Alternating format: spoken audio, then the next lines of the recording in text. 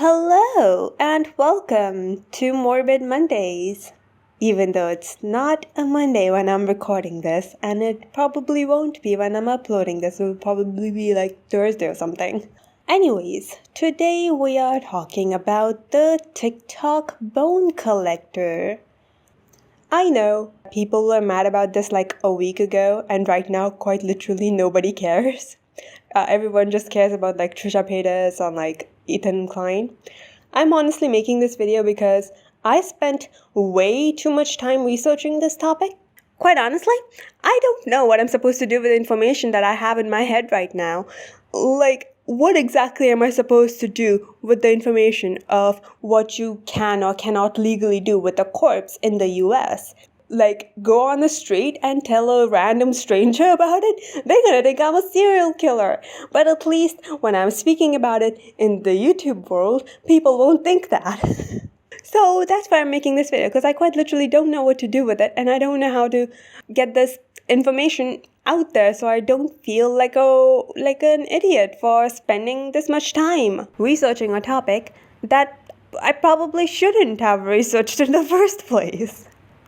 Okay, so now that that's out of the way, let's talk about the TikTok bone collector. So there's a guy on TikTok. He goes by jonsbones, and what he essentially does is he collects bones in his home, and he has a website where he sells those human bones as well. He says that he's an osteologist, and he owns a business where he sells bones. I study osteology, primarily specializing in the medical bone trade.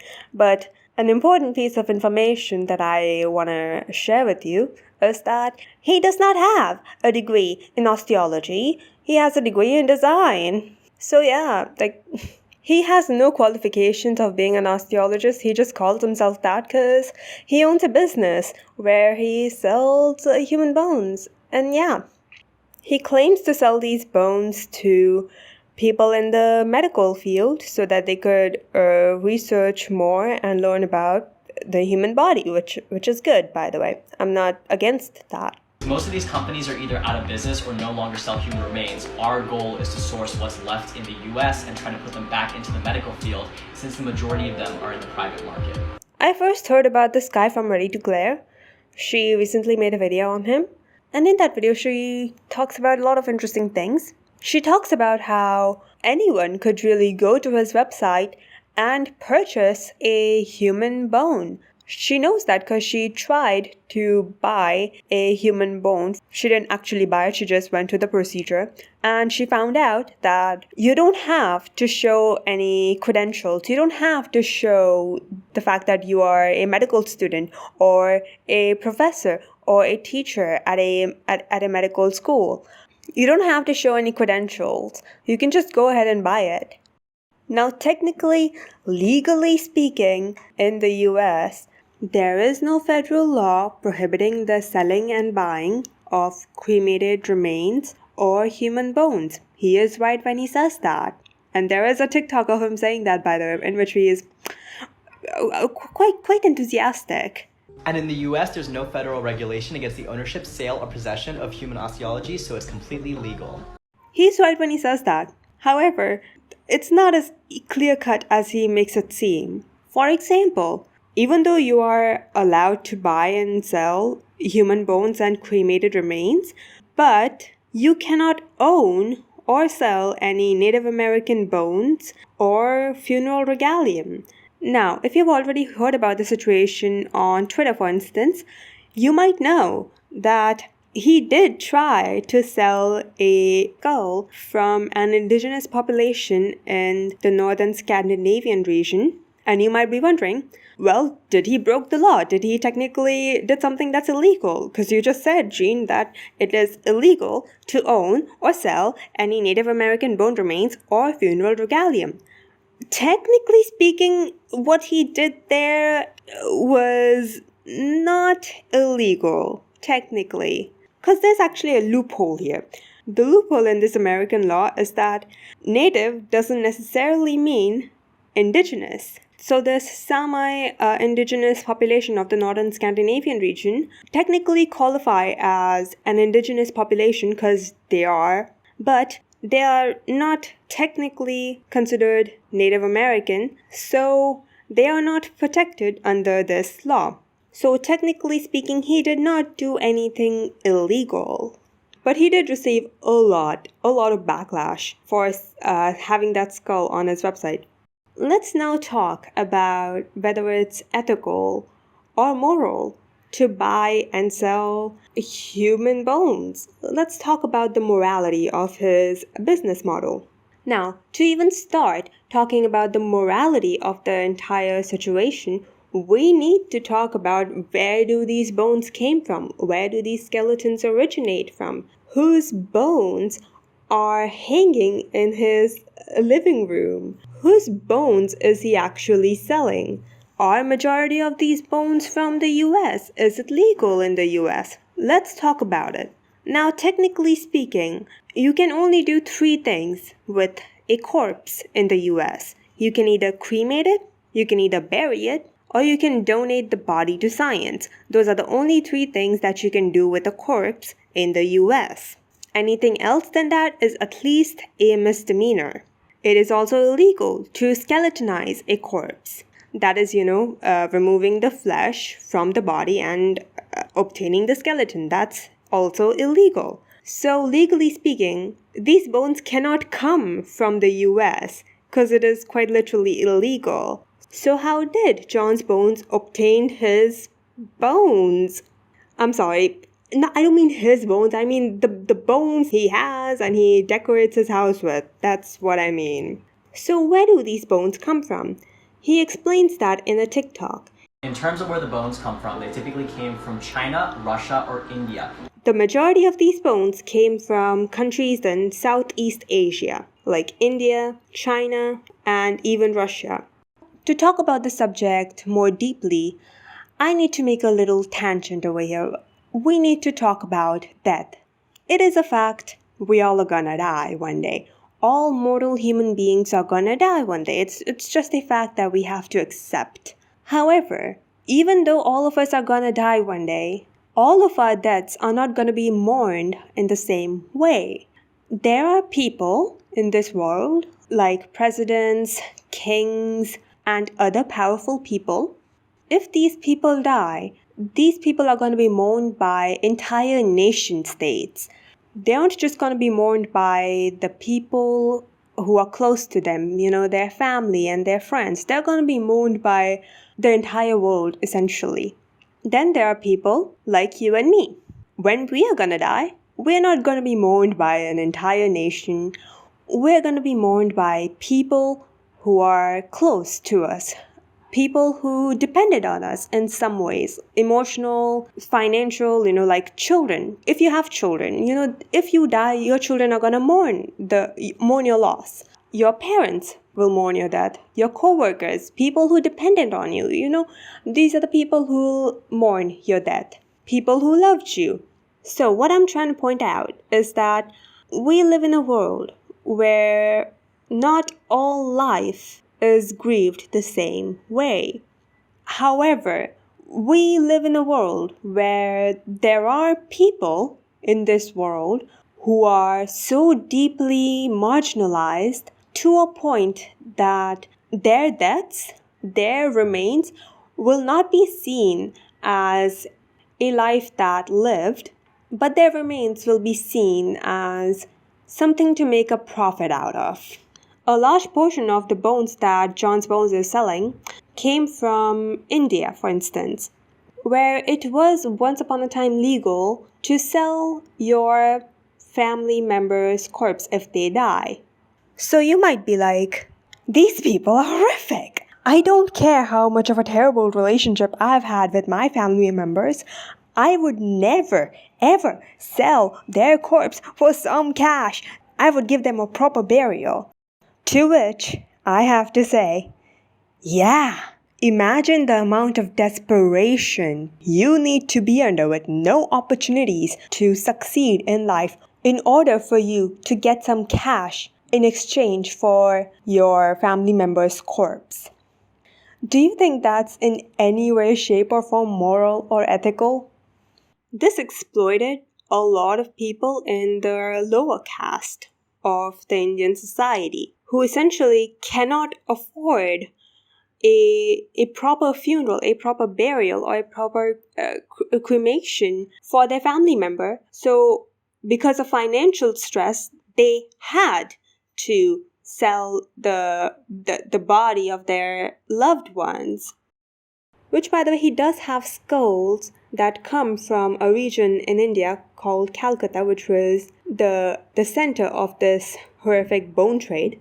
And actually, there's a guy on YouTube called Midlife Crisis. Amazing them, 10 out of 10. Love this guy's videos. And last year, he went undercover in India and was able to go to Calcutta and talk to someone who trades bones. The price of one full skeleton was around like 6,000 pounds, I believe. And yeah, it's still going on today. Even though, it may not be as bad as it was back then, it's still going on today, and Midlife Crisis was able to prove that. In Brazil, for instance, there was once this psychiatric hospital where a lot of the patients were not necessarily mentally, unwell, but they were there for political reasons. Women who were raped, women who got pregnant before getting married, and a whole lot of other political reasons. And this hospital, whose name I'll show on the screen right here, used to sell human bones and skeletons. One of the main problems with this hospital was that even though it housed 3,000 patients, it could only handle 200 patients. This hospital was really cruel. The living conditions were absolutely horrific. And one of the worst things that I learned about this particular hospital was the fact that people who were working in this hospital put corpses on the patio and put acid on top of the corpse so that the flesh would melt away and you would obtain the skeleton of the body in front of all the patients. And of course, we cannot not talk about the Nazis' crimes when it comes to this, now can we? When Nazis were in power, they imprisoned and killed a lot of Jews. You may know about that from your history class. And one of the most insidious things that they did, I don't know if I could call it one of the most insidious things. Honestly, the list is pretty long, so. But one of the things that they did in Auschwitz was when a prisoner in Auschwitz died, the other prisoners were not allowed to call that person who died a corpse. They were prohibited from calling the corpse. Instead, they were forced to call the corpse dolls. And that's interesting if you think about it. Because what happens when you start calling a corpse a doll? Well, it stops being associated with a person who lived, and it rather becomes just an inanimate object. It's no longer a signifier of a life lived. It's just an object that you can use to make profits, which the Nazis did, by the way.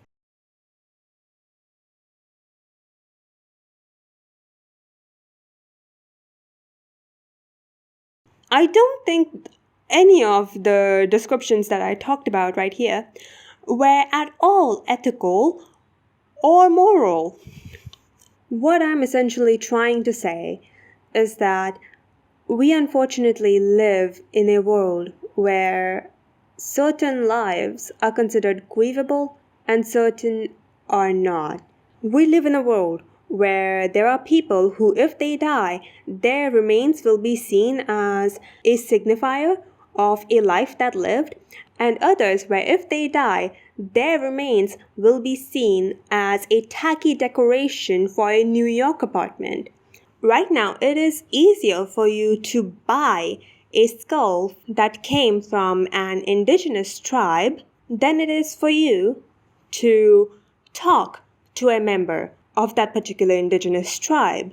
It is right now easier for you to buy a skull of someone who was born in the lower caste of India than it is for you to go ahead and talk to a person who is from a lower caste in India. It honestly reminds me of the fact that just a few hundred years ago, it was easier for someone who was poor to get a rich person to suck the blood out of their veins. And no, I don't mean this metaphorically, I mean this quite literally, because it was considered more pure and better if you suck it right out of the veins than it was for you to go ahead and talk to a rich aristocrat about what they had for lunch. These facts don't sit right with me. And by the way, jonsbones, what am I saying? jonsbones does not want you to think about these things. Because when you start connecting these dots, when you start to actually think about where the skull came from, you realize how unethical his business model is. It relies on the commodification of literal human beings. He does not want you to think about these things. He just wants you to think about how cool it would be if you had a human skull in your living room in a shelf that you could show your friends. He does not want you to think about where that skull came from. Because if he did, like a good osteologist, his business model would collapse. And by the way, good osteologists, when they talk about the skeleton that they have, they talk about where it came from. They talk about who was the person, what was their name. They talk about how did they die, and do not push death away from the skeleton. They recognize that the skeleton came from a human being. And most importantly, they don't use those skeletons to decorate their homes, because they realize this skeleton that they have came from a human being. It's not something that they could just decorate their house with. Anyways, I think the commodification of human beings, whether dead or alive, should be legal. However, unfortunately, we do not live in my idealistic world, and it is legal. So the question is, what do I want jonsbones to do? The absolute least he could do, in my opinion, is give the dead some respect. The spinal cords of the people who are now gone shouldn't be used as a tacky decoration for your apartment. The least I think he could do is just give them some respect. The least I could expect is just some fucking respect, damn it. But this guy's like, here's my spine collection, ooh. My pride and joy is my human spine collection. In a part of his website, he actually says that private collectors of bone play an important role because universities cannot handle a lot of the bones that are in trade right now. I just have to call bullshit on that one. I don't think that's true whatsoever. You're telling me that universities that are operated by governments do not have the resources to take care of the skeleton remains that are in trade right now. I just have to call bullshit on that one. I don't think that's true. Do I have a source for that? Not really. But I do think that he just pulled that out of his ass. So I guess that's all that I have for this video. That's all I wanted to say. Now you decide what you want to do with this information. Like this video if you liked it. Comment your thoughts down below about what you think. And yeah, that's all that I have for this video. I do think we need a palate cleanser though. We do need a palate cleanser before we leave. So here's a palate cleanser.